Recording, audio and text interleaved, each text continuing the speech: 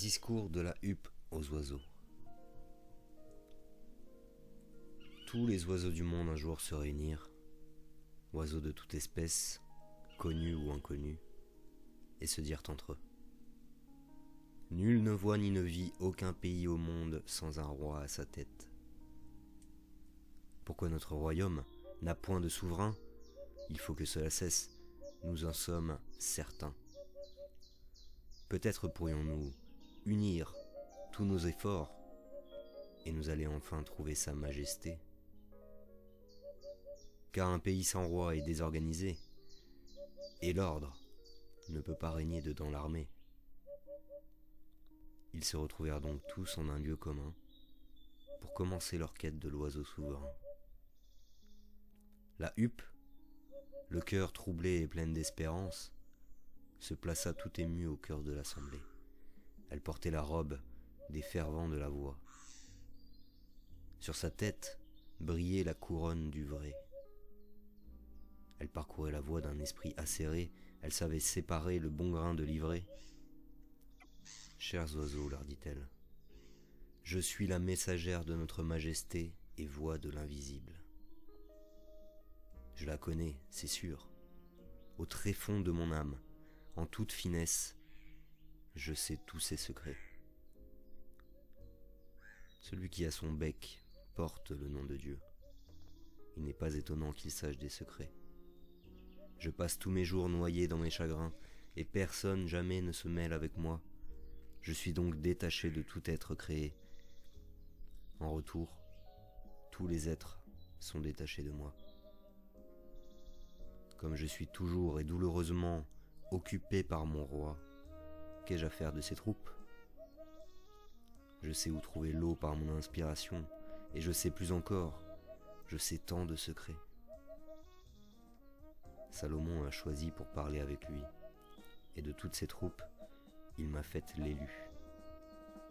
Lui qui n'envoyait pas chercher dans son royaume tous ceux qui s'absentaient ou venaient à manquer. Un jour où je m'étais absenté de sa cour, manda de toutes parts ses pages pour me chercher. Ne pouvant un instant être loin de sa huppe, et cela à jamais me suffit comme gloire, j'ai porté son message et je suis revenu auprès de lui.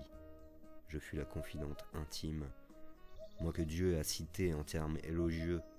Qui de tous les oiseaux pourrait bien m'égaler? Et quiconque est aimé d'un prophète de Dieu, même s'il n'est que soldat, a le front couronné. J'ai survolé longtemps les plaines et les mers, j'avançai pas à pas, la tête dans les cieux.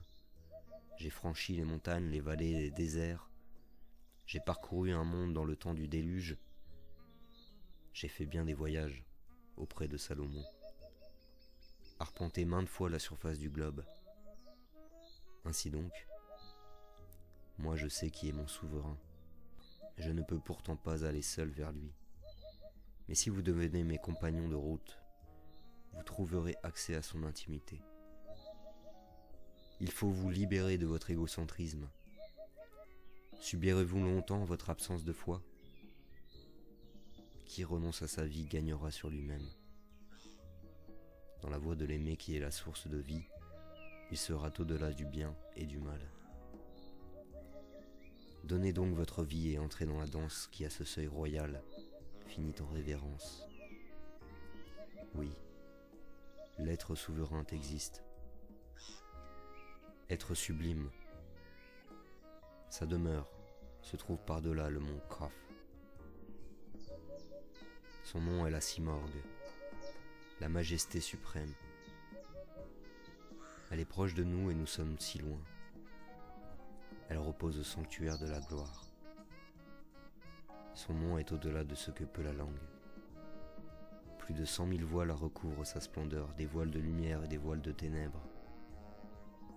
Dans les deux mondes, personne ne pourrait prétendre avoir même un peu part à l'être de Simorgue. Elle est et pour toujours majesté absolue, submergée dans la gloire de sa magnificence. Là où elle est sans fin. Comment alors l'entendement ou la sagesse pourrait l'atteindre? Ni un chemin vers elle, ni patience d'attendre, des êtres par milliers sont d'elle en amoureux. Même l'âme si pure ne saurait la décrire, pas plus que la raison ne saurait la comprendre. Ainsi, âme et raison sont restés ébahis comme des yeux aveugles à tous ses attributs. Aucun sage jamais n'a vu sa perfection. Aucun voyant jamais n'a pu voir sa beauté. Car les êtres créés ne peuvent atteindre l'être. La science est derrière, et la vue est sans voix. De cette perfection et de tant de beauté, ils n'ont tout compte fait qu'une poignée d'illusions.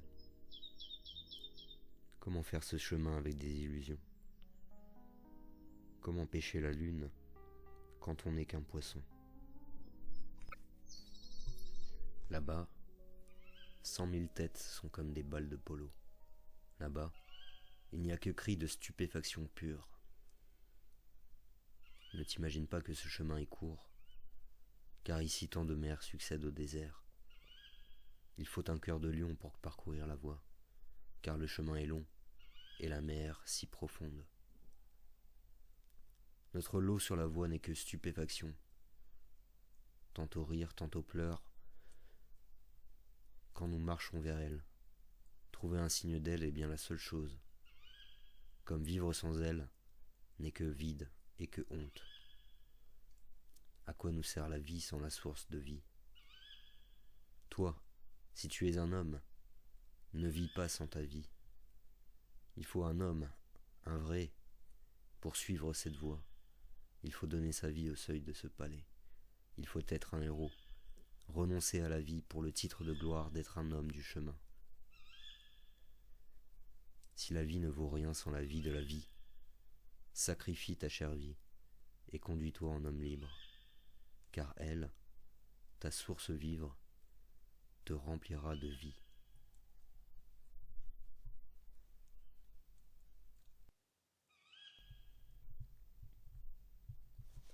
Quelle meilleure introduction possible que ce discours de la huppe aux oiseaux pour débuter ce commentaire du Mantar Altir Datar, c'est-à-dire dans la présente traduction de l'Élie en var, celle dont nous allons nous servir, le cantique des oiseaux. Mais avant de revenir sur ce prologue, car toutes les grandes œuvres ont un grand prologue, plaçons-nous un peu dans le contexte de l'époque. Nous sommes ici à la fin du Moyen-Âge, au XIe siècle. La grande vague d'auteurs mystiques clôt 1000 ans de sagesse avant les prémices de l'humanisme. Nous citons la Somme de saint Thomas d'Aquin, les écrits et les cantiques de saint Hildegarde de Bingen, les Fioretti, un peu plus tard, de saint François, avec son discours aux oiseaux, n'est-ce pas? Geoffrey Chaucer, en Angleterre, avec le Parliament of the Fowls, c'est-à-dire en français le Parlement des oiseaux. Le plus connu, Dante Alighieri, qui pose les premières bases de l'humanisme avec son poème épique, la Comédie, très proche de l'œuvre d'Attar dans le fond et dans la forme. L'auteur qui est accompagné de ses guides, Virgile, Béatrice et Saint Bernard, un peu à la manière des oiseaux accompagnés de la huppe. Et Dante est très controversé. Dante n'a que faire de ses contemporains. Il les jette à la fois en enfer, au purgatoire et au paradis. Il brise les codes tout en respectant. Il brise les codes en utilisant la langue vernaculaire de l'époque de Toscane, tout en respectant la forme poétique très exigeante de son époque. Et bien sûr, l'Orient n'est pas en reste. Lui aussi connaît un rayonnement mystique particulier. La Perse, berceau du zoroastrisme, le plus ancien monothéisme connu. Depuis toujours, carrefour du monde, où la rencontre bien entre les religions abrahamiques et celles d'Extrême-Orient produit une effervescence de grands auteurs et de figures religieuses telles que Fardossi et son Livre des rois, Al-Hallaj, figure majeure du soufisme, avec sa fameuse déclaration Ana al-Haq, c'est-à-dire je suis la vérité, avant son exécution. Jalal al-Din Rumi, le fondateur de l'école des derviches tourneurs, l'auteur du Mesnevi, rédigé en distique, tout comme l'œuvre d'Attar. Rumi, qui est d'ailleurs de la même époque que Attar, l'histoire, eh bien, veut que ces deux hommes se seraient rencontrés en Iran. Citons encore Omar Khayyam, le célèbre polymathe de Nishapur, la ville d'Attar. Et donc c'est dans ce contexte du XIe siècle que va émerger de l'âme de cet homme, dont on sait peu de choses, sinon qu'il était un érudit. Sa connaissance du Coran et de la Bible, Ancien et Nouveau Testament, en témoignent, ainsi que le raffinement de ses vers et la maîtrise de sa langue, un peu à la manière de Rabelais un peu plus tard. En effet, comme nous le verrons, les jeux de mots sont une constante de son œuvre. Il était probablement un riche propriétaire pour l'époque. Attar, eh bien, veut dire apothicaire ou parfumeur, selon les traductions. Manifestement, eh bien, il n'écrit pas pour l'or. Le cantique n'est pas un conte panégyrique, c'est-à-dire qu'il n'est dédicacé à aucun souverain de l'époque, alors qu'il est assez courant de le faire. La gloire ou la postérité ne semble pas l'attirer non plus, comme il le déclare lui-même dans son épilogue. Je cite : « Tout cela n'est qu'un conte, une narration, et l'œuvre des vrais hommes est d'effacer leur moi. » Cette déclaration et cet aveu caractérisent tout le poème dans lequel nous allons nous plonger. Le titre, Manter al-Tahir, est une référence directe au Coran, le livre saint de l'islam. Difficile à aborder à l'égard de sa structure décousue, qui peut-être appuie l'hypothèse bien selon laquelle le Coran serait un commentaire midrashique, mais passons. C'est dans la sourate 27 du Coran, celle des fourmis, que nous apparaît Soleiman, c'est-à-dire Salomon en français, Shlomo en hébreu, Shlomo Ameler, Shlomo ben David. Shlomo vient de Shalom, c'est-à-dire la paix. Salomon, qui est dans la tradition chrétienne ancêtre de Jésus-Christ, qui hérite le royaume des mains de son père David, et qui annonce dans l'Aya, Aya peut être traduit par verset, Ayat au pluriel. Donc dans l'Aya 16,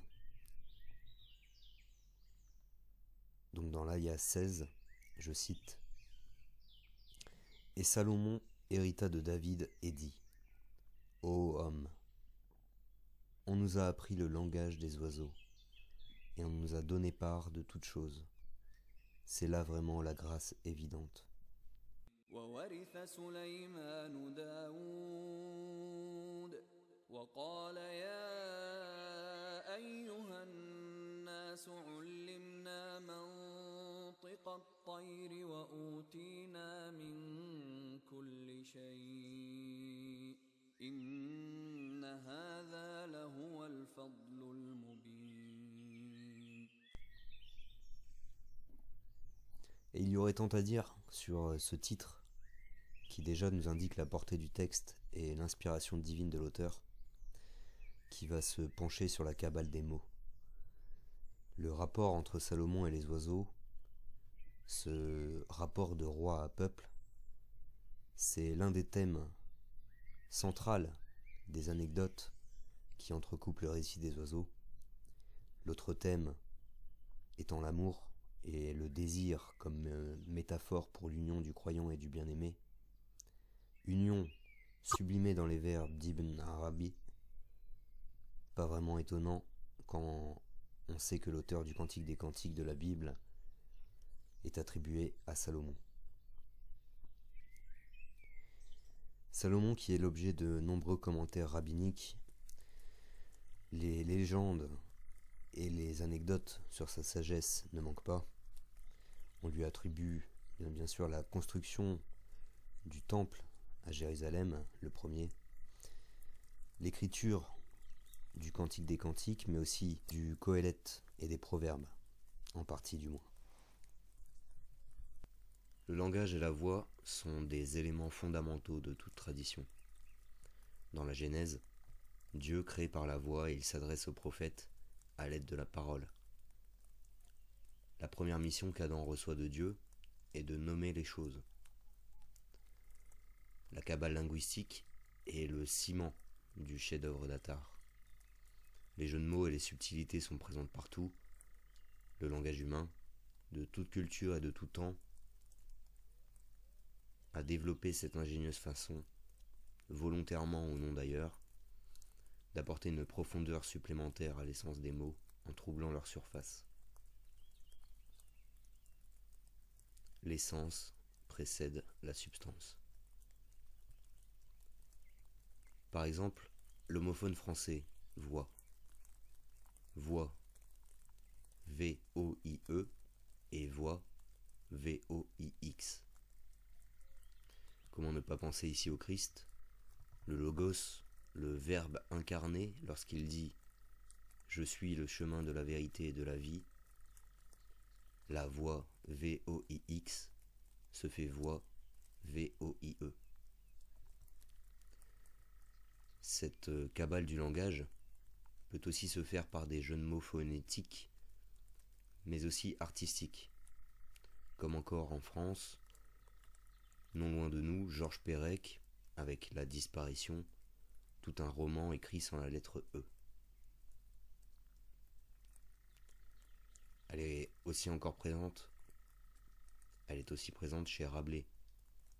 Ses écrits en sont tellement remplis que toute bonne édition de ses œuvres sont accompagnées d'un lexique dédié.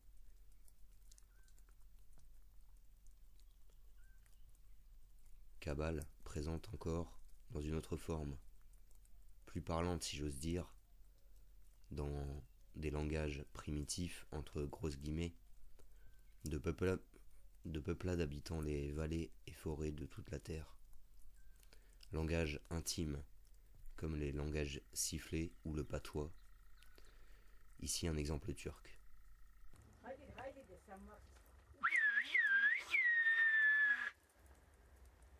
Haydi dedi.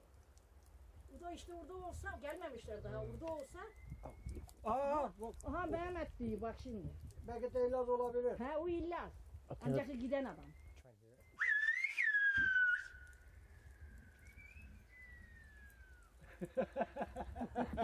Ha işte ya. Ulan nereye?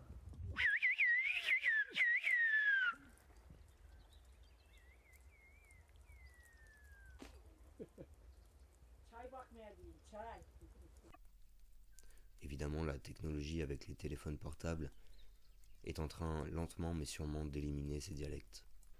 Pour clore cette liste d'exemples non exhaustive, car encore faudrait-il parler de la tradition d'associer mots et nombres, lettres et chiffres dans les traditions des savants de l'islam et du judaïsme, ou bien la tradition chrétienne avec la langue de feu de la Pentecôte.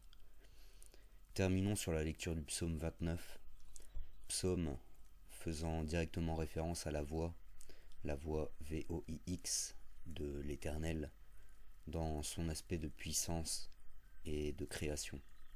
Hymne au Seigneur de l'orage. Psaume de David. Rapportez à l'Éternel, Fils de Dieu. Rapportez à l'Éternel gloire et puissance. Rapportez à l'Éternel la gloire de son nom. Adorez l'Éternel dans son éclat de sainteté. Voix de l'Éternel sur les eaux. Le Dieu de gloire tonne. L'Éternel sur les eaux innombrables. Voix de l'Éternel dans la force. Voix de l'Éternel dans l'éclat. Voix de l'Éternel. Elle fracasse les cèdres. L'Éternel fracasse les cèdres du Liban. Il fait bondir comme un veau le Liban, et le Sirion comme un bouvillon. Voix de l'Éternel. Elle taille les éclairs de feu. Elle taille des éclairs de feu. Voix de l'Éternel. Elle secoue le désert. L'Éternel secoue le désert de Kadès. Voix de l'Éternel. Elle secoue les térébintes. Elle dépouille les futés. Dans son palais, tout crie gloire. L'Éternel a siégé pour le déluge. Il a siégé, l'Éternel, en roi éternel. L'Éternel donne la puissance à son peuple. L'Éternel bénit son peuple dans la paix.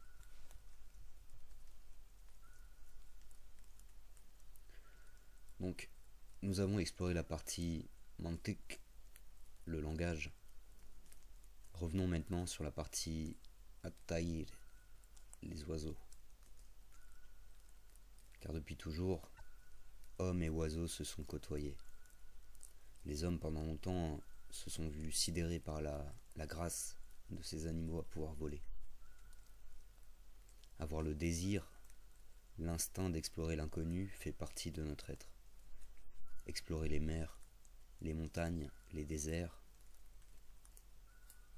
Les oiseaux volent de par leur légèreté. Et bien sûr, comme ici tout est métaphorique, la légèreté est celle de l'âme qui s'envole au plus près de Dieu. Les oiseaux qui sont représentés depuis toujours dans toutes les traditions, la Bible n'y échappe pas. Noé envoie une colombe pour trouver la terre. Le Saint-Esprit descend comme une colombe dans le texte lors du passage du baptême du Christ. L'évangile de Jean, très singulier par rapport aux synoptiques, est représenté dans la figure du tétramorphe à la fois subtil et volatile comme un oiseau, et pas n'importe quel oiseau, le plus auguste et puissant de tous, l'aigle. Le prologue du discours de la huppe n'est pas le début du livre à proprement parler. Le livre commence par des invocations coraniques. Le cantique des oiseaux est à l'image du Coran, avec sa façon décousue au niveau de sa lecture. Les anecdotes qui ponctuent le récit sont autant de commentaires pour illustrer le voyage. Donc après ces invocations coraniques, Attar fait une longue louange au Créateur puis aux prophètes de l'islam, ainsi qu'aux patriarches et aux prophètes bibliques, et chose étonnante à Jean le Baptiste et au Christ, nommé comme tel dans le texte, Massir. Ici on voit non seulement l'érudition de l'auteur, car toutes ces louanges nous rappellent l'ecclésiastique présent dans la Bible, de son auteur Jésus ben Sira, avec le chapitre 44, l'éloge des pères. Mais on voit surtout la capacité à se sortir des conventions pour faire jaillir le meilleur des traditions dans lequel s'inscrit l'auteur.